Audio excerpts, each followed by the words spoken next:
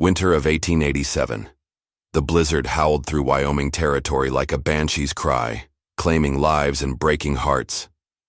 At the lonesome train station in Cheyenne, a woman sat frozen on a wooden bench, her breath forming white clouds in the bitter air. She clutched a small leather bag containing everything she owned: $3, a faded photograph, and a heart full of dreams that seemed as cold as the night itself. What happened next would become the most talked-about love story, from the Colorado River to the Canadian border, changing two lives forever and making history in the untamed American West. The wind cut through Cheyenne like a knife through butter that December night. Elizabeth "Libby" Montgomery pulled her thin shawl tighter around her shoulders, but it did little to keep out the cold. Her fingers had gone numb hours ago, and her lips were turning blue. The last train east had left 3 hours past, and the next wouldn't come until morning, if the storm didn't block the tracks. Libby had been a nurse back in Philadelphia, working in the charity hospital where she'd learned to tend wounds, deliver babies, and comfort the dying. But when the scandal broke, when Dr. Harrison tried to force himself on her and she'd fought back, breaking his nose with a bedpan, nobody would believe her word against his. The hospital dismissed her, and word spread through the medical community like wildfire. No respectable hospital would hire her, so she'd taken what little money she had and bought a train ticket west, hoping to find work in one of the mining towns where they were desperate for anyone with medical knowledge. But her money had run out in Cheyenne, and the boarding house had turned her away when she couldn't pay for another night. Now she sat on this hard bench, watching her breath fog in the air, wondering if she'd freeze to death before dawn. Her small leather medical bag sat beside her, the only thing of value she owned, containing her surgical tools, medicines, and the few certificates that proved her training. The sound of horse hooves on frozen ground made her look up. Through the swirling snow, she saw a figure approaching on horseback. The man was large, wearing a heavy coat and wide-brimmed hat, pulled low against the wind. As he drew closer, she could see his horse was a magnificent black stallion, and the man's clothes, though practical, were of fine quality. He dismounted and tied his horse to the hitching post, then walked toward the station. His boots were expensive. Leather, she noticed, and he moved with the confident stride of a man accustomed to having his way. When he pushed through the station door, a gust of wind and snow followed him inside. "Evening, miss," he said, touching the brim of his hat.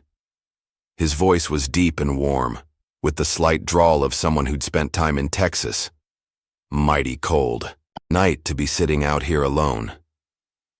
Libby tried to speak, but her teeth were chattering too hard.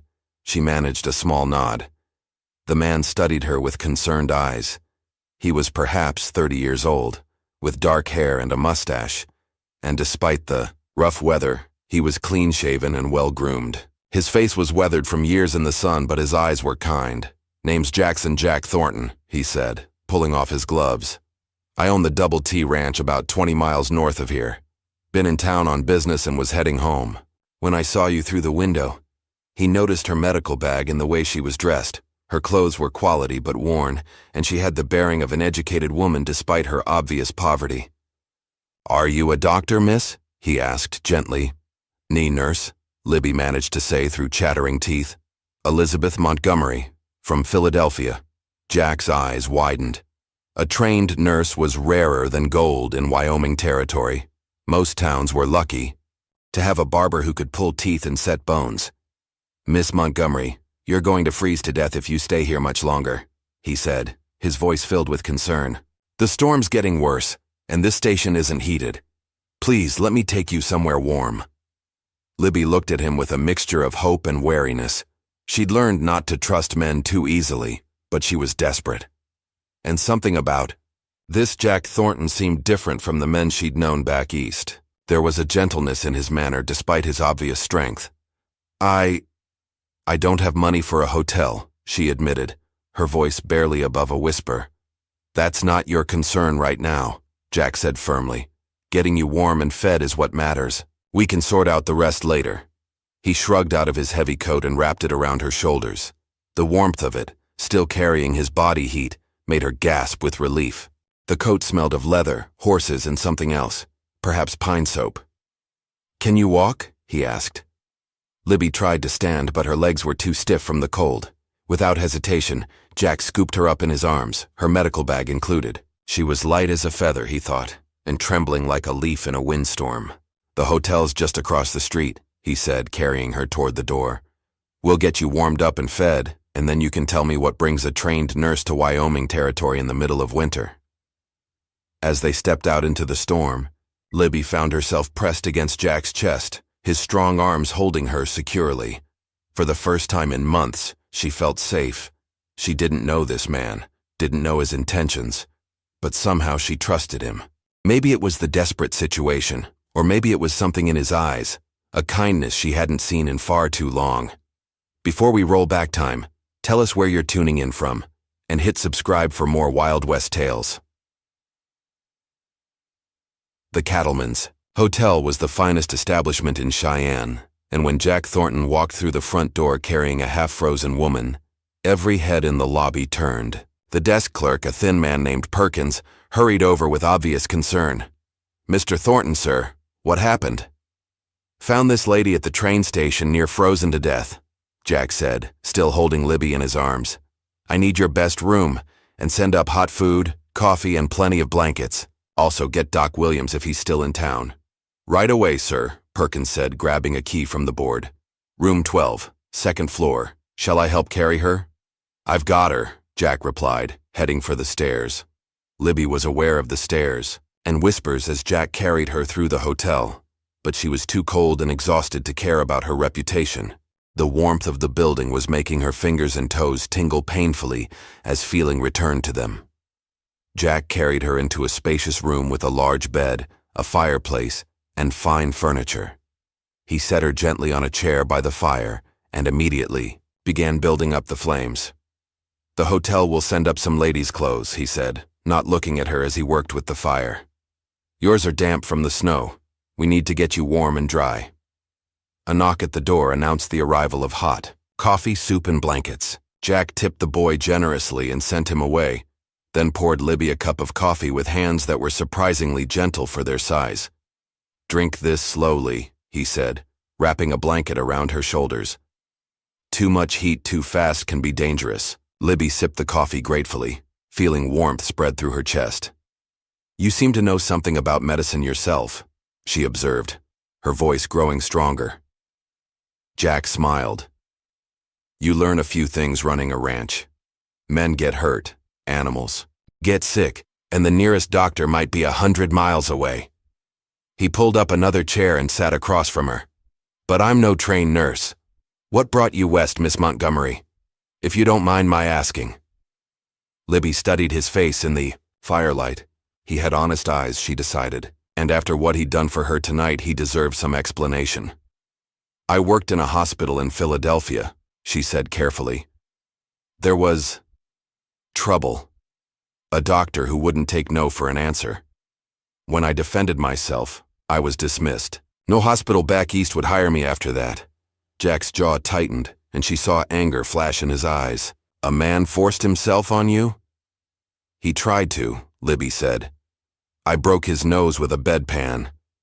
Despite the serious nature of the conversation, Jack's mouth twitched with the hint of a smile. "Good for you. I hope it hurt."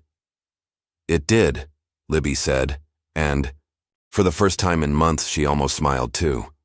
"But it cost me my career. I thought maybe in the West, where doctors are scarce, my past wouldn't matter so much." "It doesn't," Jack said firmly. "Out here, we judge people by what they do, not by the lies told about them back east. A trained nurse is worth her weight in gold in this territory." Another knock interrupted them, and a hotel maid entered with an armload of women's clothing. "Begging your pardon, sir, but these are the finest we have. Mrs. Patterson in room 8 donated them. She said any woman caught in this storm deserves all the help we can give." "Thank Mrs. Patterson for her kindness," Jack said, standing. "I'll wait downstairs while Miss Montgomery changes." "Mr. Thornton," Libby called as he reached the door. "Why are you helping me? You don't know me." Jack paused, his hand on the doorknob. "Maybe because I know what it's like to be alone in the world," he said quietly. "And maybe because I've been praying for someone like you to come along." "Someone like me?" "A healer," he said. My ranch hands get hurt regular, and I've lost good men because there was no one to tend them properly. But more than that, he turned to face her fully. I've been looking for someone special, someone with strength and courage, someone who'd break a man's nose rather than let him take. With that, he left the room, closing the door gently behind him. Libby sat by the fire staring at the closed door. She'd expected many things when she came west, but she'd never expected to meet a man like Jack Thornton. Rich enough to own his own ranch, kind enough to help a stranger, and respectful enough to leave her alone to change clothes without being asked. She looked at the clothes the maid had brought, a simple but well-made dress of blue wool, undergarments, stockings, and even a pair of boots that looked like they might fit. As she changed out of her damp, travel-stained clothes, she couldn't help but wonder what tomorrow would bring. For the first time since leaving Philadelphia, she felt a spark of hope. Libby woke to sunlight streaming through the hotel window and the distant sound of voices from the street below. The storm had passed, leaving the world covered in pristine white snow. She'd slept better than she had in weeks, warm and safe for the first time since leaving Philadelphia. A soft knock at the door made her sit up. "Miss Montgomery? It's Jack Thornton." "Just a moment," she called, quickly braiding her long brown hair and smoothing the borrowed dress. When she opened the door, she found Jack standing in the hallway with a breakfast tray. "Morning," he said with a smile that made her heart skip. "Thought you might be hungry. How are you feeling?" "Much better, thank you," she said, stepping aside to let him enter. "Mr. Thornton, I don't know how to repay your kindness."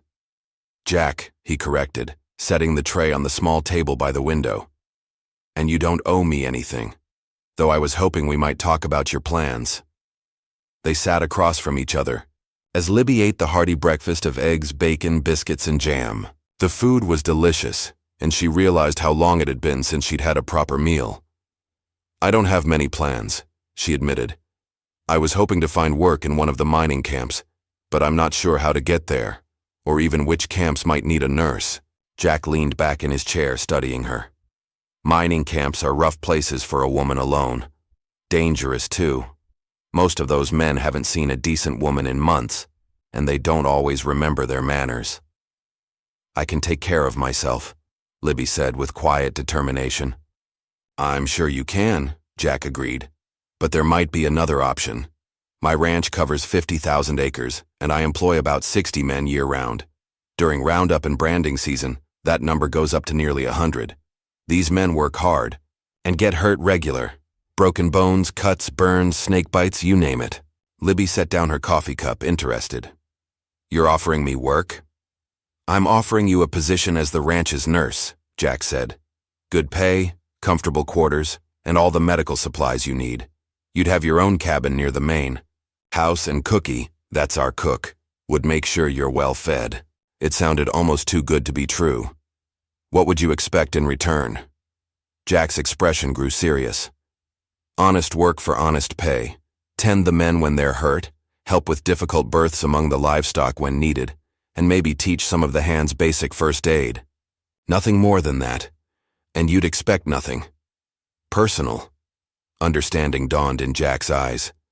"Miss Montgomery, Libby, I'm not the kind of man who'd take advantage of a woman's desperate situation. If something personal were to develop between us, it would be because we both wanted it, not because you felt obligated." Libby studied his face, looking for any sign of deception, but his eyes were clear and honest, and everything about his behavior since finding her had been that of a gentleman. "How far is your ranch?" she asked. 20 miles north. It's called the double T after my initials, Jackson Thomas Thornton. We raise cattle and horses, some of the finest in Wyoming Territory. The work is hard but honest, and the men who ride for me are good people." "You said you've been looking for a healer. Haven't you tried to hire a doctor?"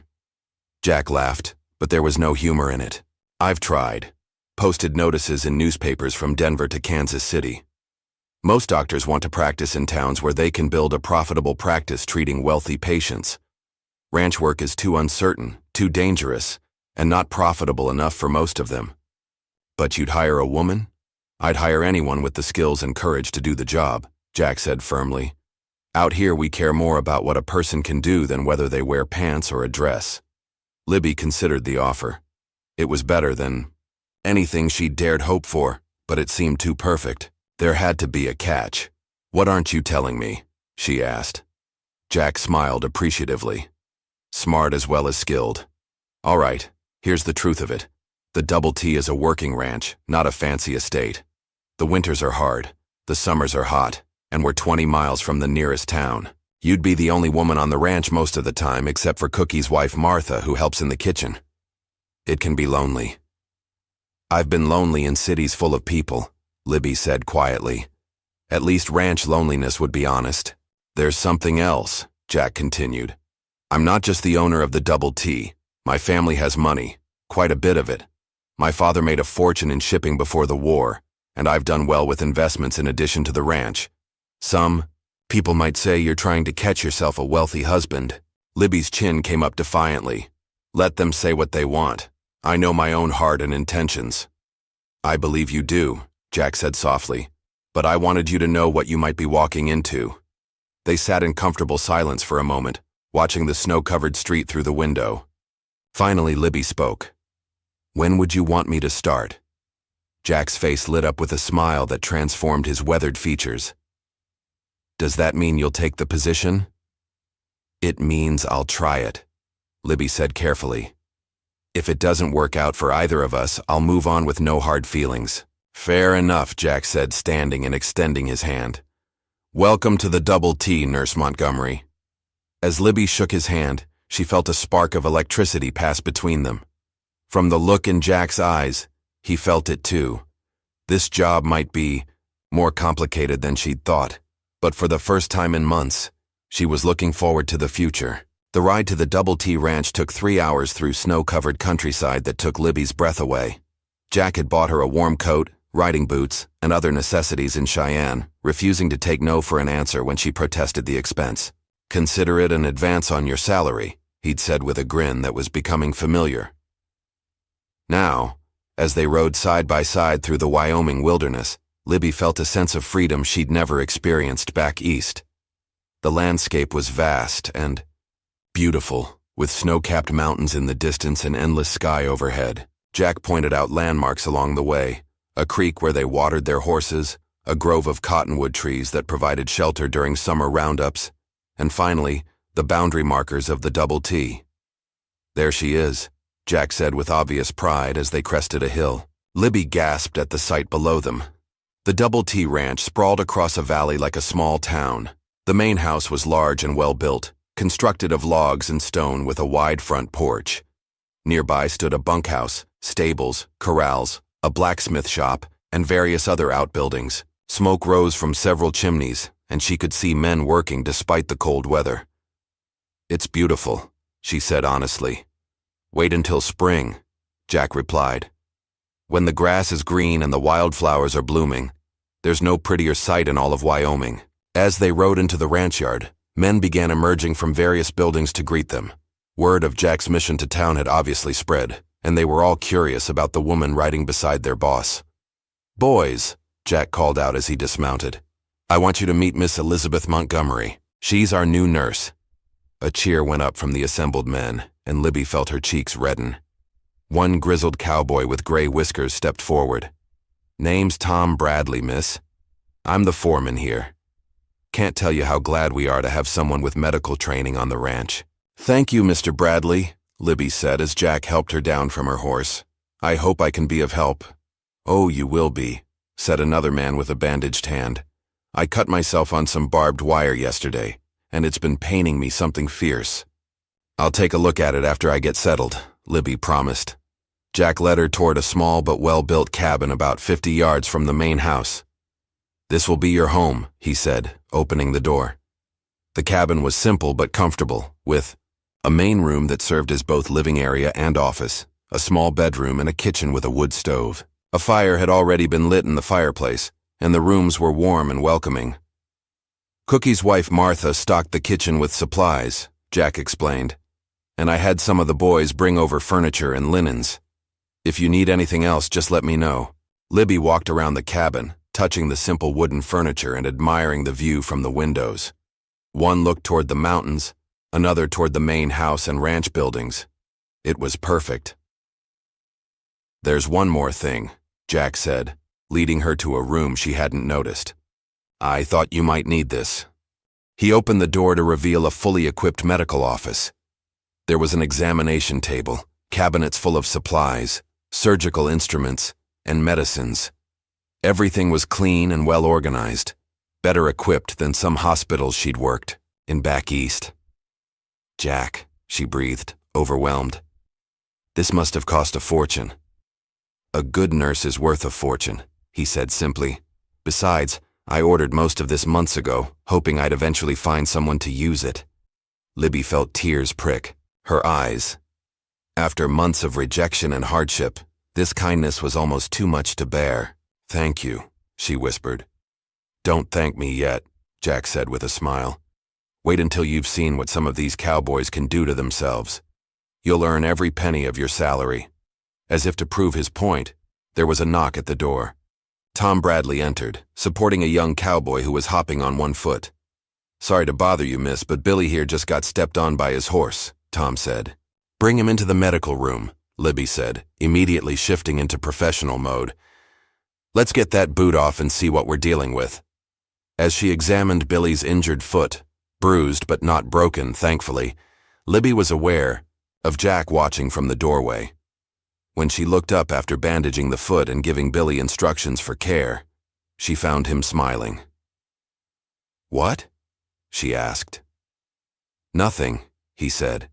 "Just thinking that this might work out even better than I hoped." That evening, after treating 3 more minor injuries and meeting most of the ranch hands, Libby sat in her new cabin trying to process everything that had happened. 2 days ago, she'd been freezing and penniless at a train station. Now she had a job, a home, and the respect of the men she'd be working with. And then there was Jack Thornton himself. He was nothing like the men she'd known back east. Neither the refined but weak gentlemen of society, nor the crude men who'd tried to take advantage of her vulnerability. Jack was strong but gentle, wealthy but unpretentious, and he treated her as an equal while still being protective. A soft knock at her door interrupted her thoughts. When she opened it, she found Jack standing on her porch with a steaming cup in his hands. "Thought you might like some hot chocolate before bed," he said. "Martha makes the best in Wyoming Territory." "That's very thoughtful," Libby said, accepting the cup gratefully. "Would you like to come in for a few minutes?" Jack hesitated. "I don't want to compromise your reputation." "I think my reputation can survive a brief conversation with my employer," Libby said with a smile. "Besides, who's going to see us way out here?" Jack entered and took a seat by the fireplace while Libby settled into the chair across from him.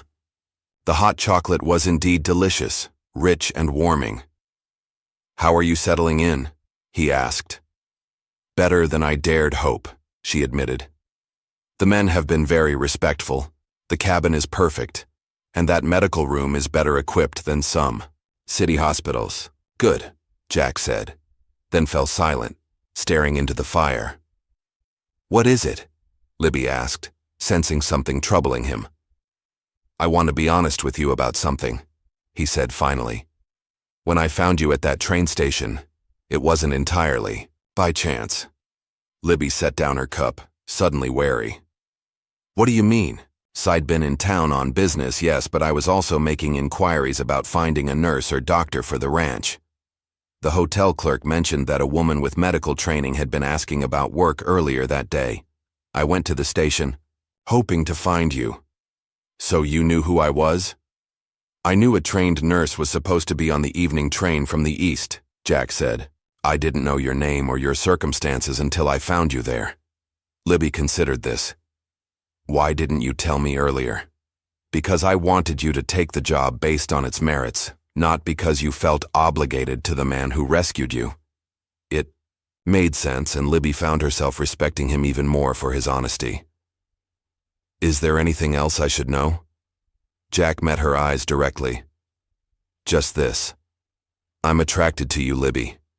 Have been since the moment I saw you sitting in that station, but I want you to know that your job here is secure regardless of your personal feelings toward me. I won't pressure you or make your position here dependent on anything other than your professional skills. Libby felt her heart skip a beat. The attraction was mutual, but she appreciated his straightforwardness. Thank you for being honest, she said softly.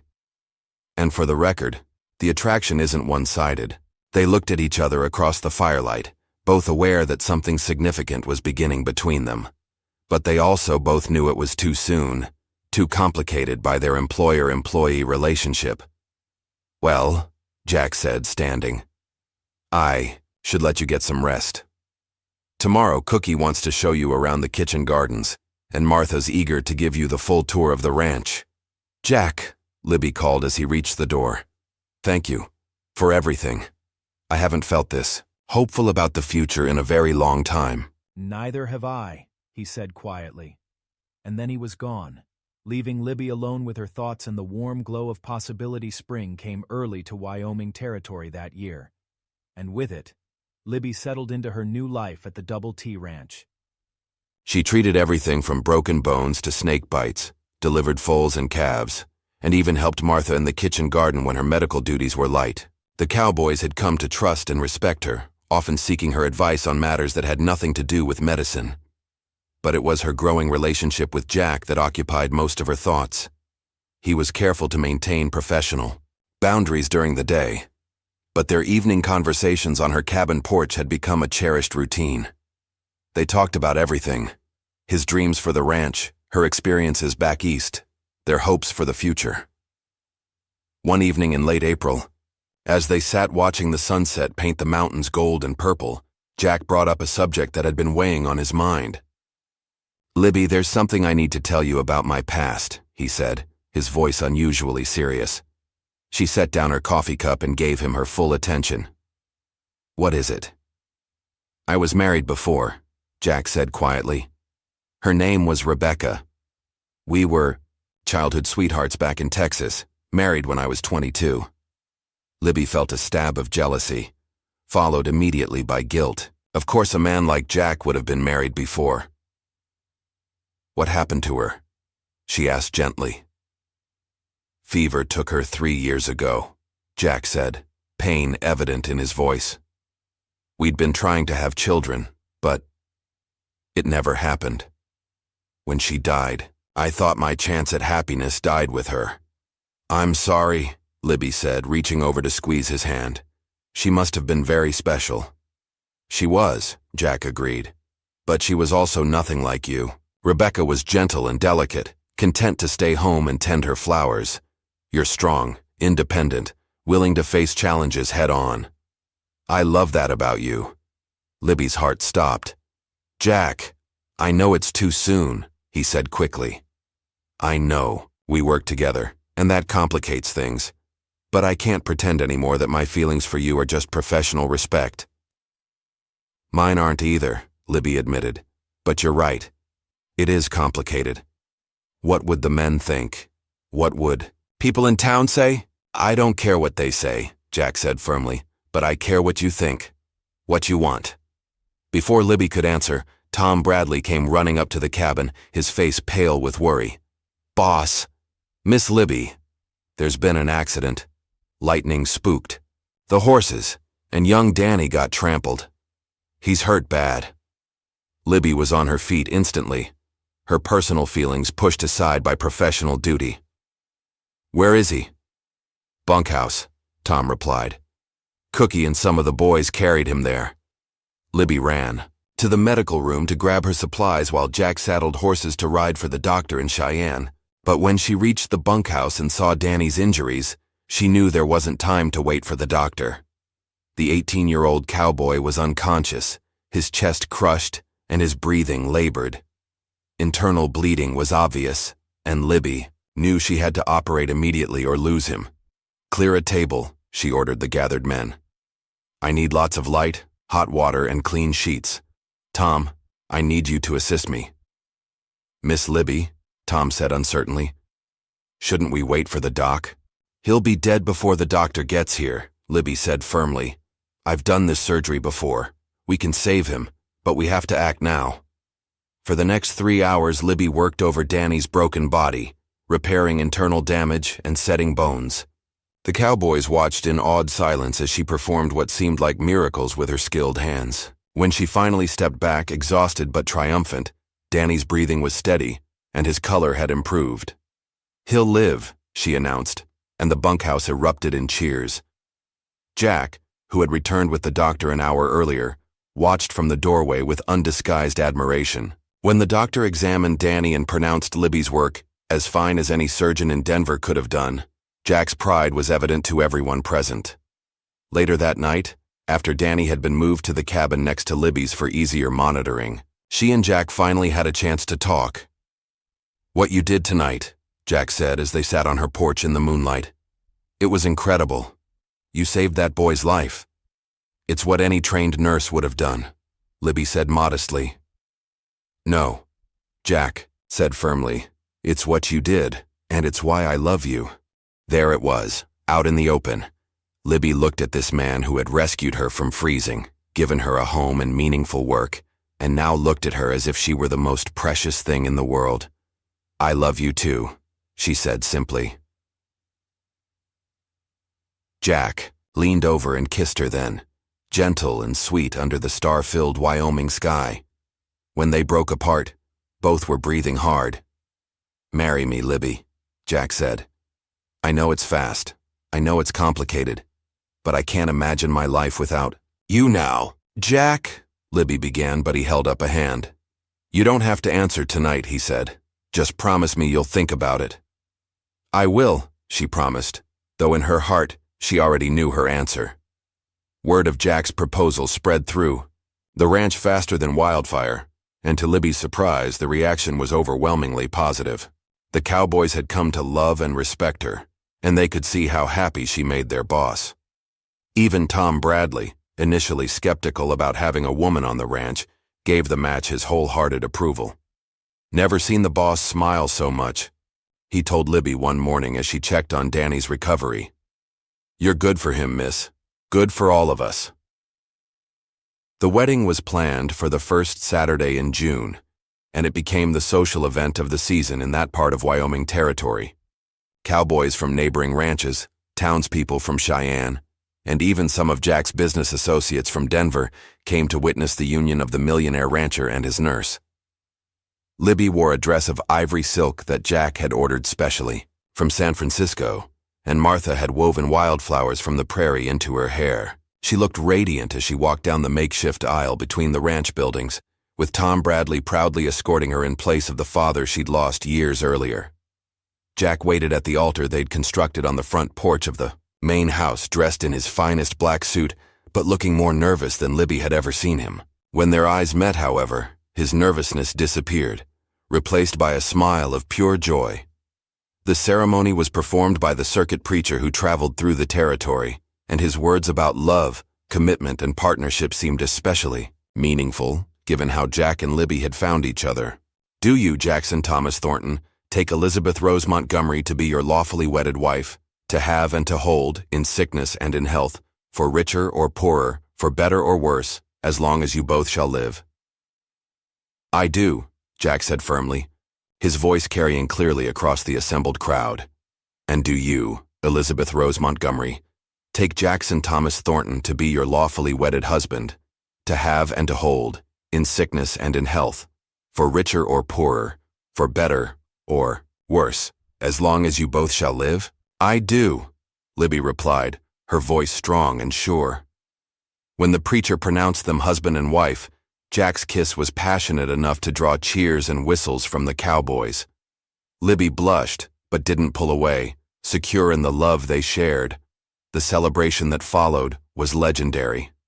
Cookie had outdone himself with a feast that included roasted beef, fresh trout, vegetables from Martha's garden, and a 3-tiered wedding cake that had been transported carefully from Denver. There was music, dancing, and storytelling that went on well into the night. But perhaps the most meaningful moment came when Danny, still recovering from his injuries but determined to attend the wedding, stood to make a toast. "To Mrs. Thornton," he said, raising his glass of lemonade. He was still too weak for alcohol. "The woman who saved my life and made our boss the happiest man in Wyoming Territory. May your love story inspire generations to come." The crowd erupted, in agreement, and Libby found herself crying happy tears as Jack squeezed her hand. As the evening wound down and the guests began to depart, Jack and Libby found themselves alone on the porch of the main house, which would now be their home together. "Well, Mrs. Thornton," Jack said, taking her hands in his, "how does it feel to be a married woman?" "It feels like coming home," Libby replied honestly. "Like everything that happened before was just preparing me for this moment." Jack pulled her close, and they danced slowly to the music drifting from the bunkhouse where some of the cowboys were still celebrating. "I have something for you," Jack said, reaching into his jacket pocket. He pulled out a small velvet box and opened it to reveal a beautiful gold locket. "Jack, it's beautiful," Libby breathed as he fastened it around her neck. "Open it," he urged. Inside was a tiny photograph of the two of them taken earlier that day, and engraved on the opposite side were the words, "Forever and always, J.T." "Now you'll always have me close to your heart," Jack said softly. "I already do," Libby whispered, and kissed him under the star-filled Wyoming sky. The first year of marriage brought both joys and challenges to Jack and Libby Thornton. Libby continued her work as the ranch nurse, but now she also took on the role of ranch wife, helping Jack with the business side of the operation and entertaining the important visitors who came to buy cattle and horses. She proved to be a natural at both roles. Her medical skills became legendary throughout the territory. She successfully treated a cholera outbreak in nearby Silver Creek, delivered twins during a blizzard, and even removed a bullet from a wounded sheriff who'd been chasing rustlers. But it was her partnership with Jack that truly made their marriage special. She had a keen mind for business and often suggested improvements to ranch operations that saved money and increased efficiency. Jack valued her opinions and never made important decisions without consulting her first. Their love story became the talk of Wyoming Territory. Newspaper reporters came from as far away as Chicago to write about the millionaire cowboy and his nurse wife. The story of how Jack had found Libby freezing at the train station was retold around campfires and in saloons from Colorado to Montana, but their happiness was tested when Libby's past came back to haunt them. In the spring of 1889, Dr. Harrison, the man who had tried to assault her in Philadelphia, arrived in Cheyenne, claiming to be investigating medical malpractice by unlicensed practitioners.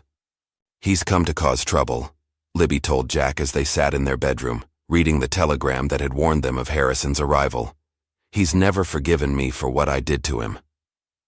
"Let him come," Jack said grimly. "He'll find that things are different out here." Harrison arrived at the ranch 3 days later, accompanied by a territorial marshal and carrying official papers questioning Libby's right to practice medicine without a license. He was a thin, pale man with calculating eyes and a permanent sneer that made Libby's skin crawl. "Mrs. Thornton," he said with mock politeness, "or should I say, Miss Montgomery, I'm here to investigate reports of illegal medical practice." "My wife is a trained nurse," Jack said, stepping protectively in front of Libby. "She has certificates proving her education and experience." "Certificates that are meaningless if she's been dismissed from her position for moral turpitude," Harrison replied smoothly. "Did you tell your husband about your behavior back in Philadelphia, my dear?" "I told him about a coward who tried to force himself on me and got his nose broken for his trouble," Libby said, her voice steady despite her racing heart. "Your word against mine," Harrison said with a smile. "And I'm a respected physician while you're just a woman of questionable virtue." That was as far as he got before Jack's fist connected with his jaw, sending him sprawling in the dirt. The marshal reached for his gun, but found himself facing 30 angry cowboys who had appeared seemingly from nowhere. "Now see here," the marshal said nervously, "I'm a federal officer." "And I'm a citizen of Wyoming Territory," Jack said calmly, though his eyes were blazing with anger. "You want to question my wife's credentials? Fine. Let's go to town and have a proper hearing." The hearing was held in Cheyenne's courthouse 3 days later, and it seemed like half the territory showed up to support Libby. Patient after patient testified about her skill and compassion.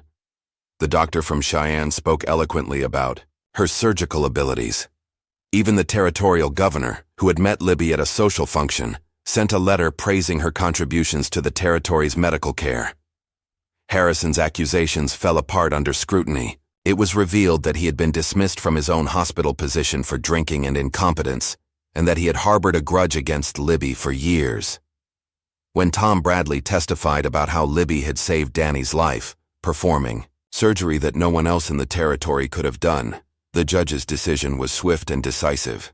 "Mrs. Thornton," the judge said, "your service to this territory has been exemplary. Your nursing certificate is hereby officially recognized by the territorial government, and you are authorized to practice medicine throughout Wyoming Territory.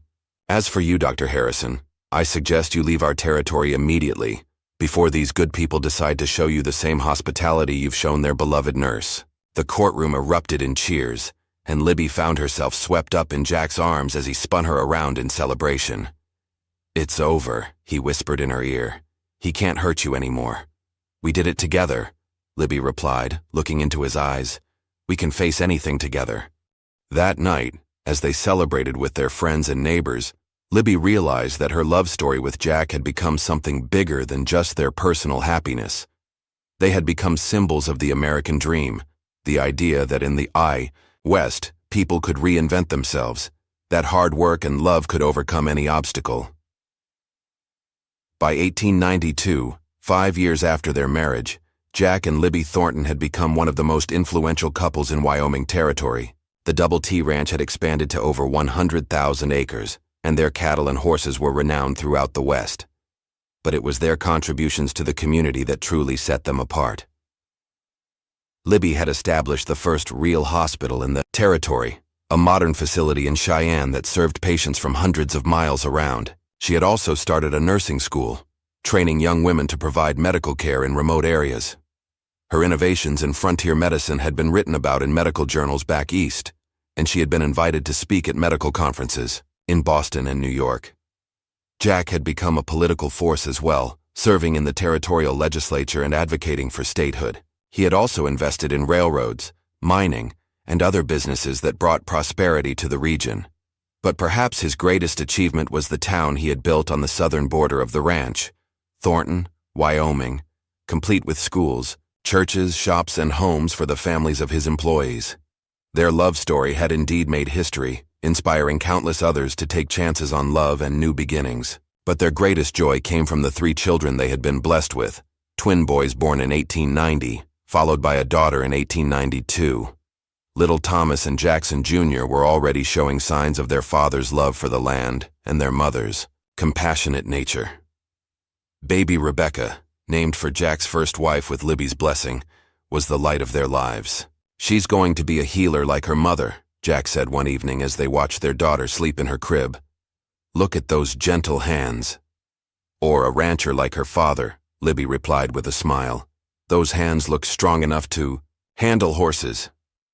"Maybe both," Jack said, pulling his wife into his arms. "In this family we believe in unlimited possibilities." As they stood together watching their children sleep, Libby reflected on the journey that had brought them to this moment. From that freezing night at the train station to this warm, love-filled home, it had been an adventure beyond her wildest dreams. "Do you ever regret it?" Jack asked, as if reading her thoughts. "Leaving Philadelphia, coming west, taking a chance on a rough cowboy." "Never," Libby said firmly. "That night you found me at the station was the luckiest night of my life. Everything that happened before was just preparing me to be your wife and the mother of your children." "I love you, Libby Thornton," Jack said, kissing her forehead. "More than I ever thought possible." "And I love you, Jackson Thornton," she replied. "Forever and always." Outside their window, the Wyoming wind whispered through the cottonwood trees, carrying with it the sounds of the ranch settling down for the night. In the distance, a cowboy played a soft tune on his harmonica, and the cattle lowed peacefully in the fields. Years later, when historians wrote about the early days of Wyoming, they always included the story of Jack and Libby Thornton.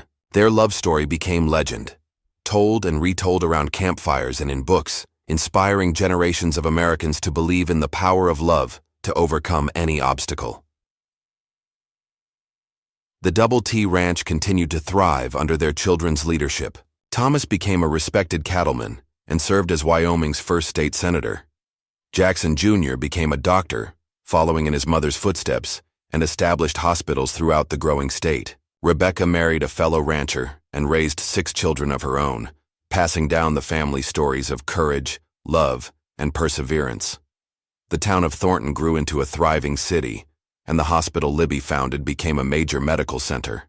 Her nursing school graduated hundreds of women who carried her legacy of compassionate care throughout the American West. But perhaps the most enduring legacy of Jack and Libby's love story was the example they set for others. They proved that love could blossom in the most unlikely circumstances, that 2 people from different worlds could build a life together based on mutual respect, shared dreams, and unwavering commitment. In the museum in Cheyenne, visitors can still see Libby's medical bag, the one she carried that cold night in 1887 when she sat freezing at the train station. Next to it is Jack's wedding ring and a copy of their marriage certificate. But the real monument to their love isn't in any museum.